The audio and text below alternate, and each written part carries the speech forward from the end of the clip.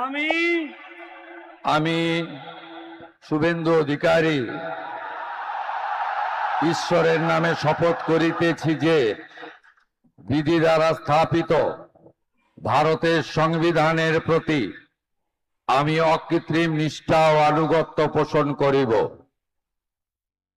আমি ভারতের সার্বভৌমত্ব ও অখণ্ডতা রক্ষা করিব।